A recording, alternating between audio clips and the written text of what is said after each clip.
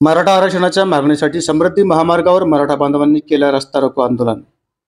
आज दिनांक 25 सप्टेंबर 2024 बुधवार रोजी दुपारी 1:30 वाजेच्या सुमारास जालना जिल्ह्यातील नावा कडवंची सर्कल मधील गावांनी समृद्धी महामार्गावर सकल मराठा समाज बांधवांनी मराठा आरक्षणाच्या मागणीसाठी टायर जाळून रस्ता रोको आंदोलन केलं आहे।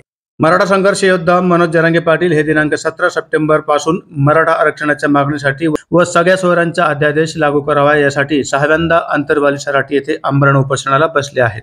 त्यांच्या उपोषणाचा आजचा 9वा दिवस असून त्यांची तब्येत दिवसेंदिवस खालावत चालली आहे। तरी त्यांच्या उपोषणाकडे व त्यांच्याकडे राज्य सरकार जाणून बुजून दुर्लक्ष करत असल्यामुळे राज्यातील कोट्यवधी मराठा समाज आक्रमक होत रस्त्यावर उतरला आहे।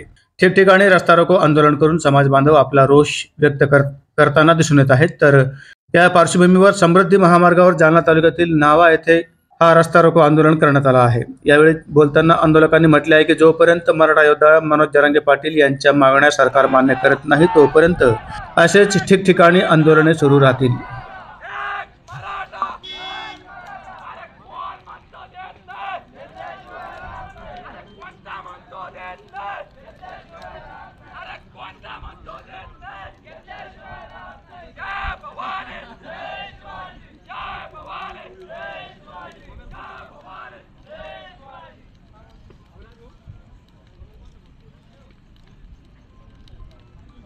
ते 13 महिन्यापासून आंदोलन चालले। मनोज जरांगे पाटलांच्या दिवसांदिवस तब्येत ढासळते। त्यांचं हे 6वं उपोषण असून मी सरकारला त्याची काहीच विषय समाजाव्यतिरिक्त काहीच विषय येत नाही।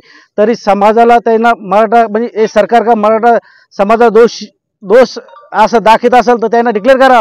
आम्हाला याला आरक्षण द्यायचं नाही, द्यायचं नसेल तर नका देऊ, पण ते तर डिक्लेअर म्हणा ना। नुसतं देऊ आता घेऊ नंतर आश्वासन देऊ। शंभूराज देसाई आश्वासन देते एकीकडं शिंदे साहेब आश्वासन देते। अरे तुम्ही द्यायचंच नाही द्यायचं, तुम्ही एकच निर्णय घ्या ना।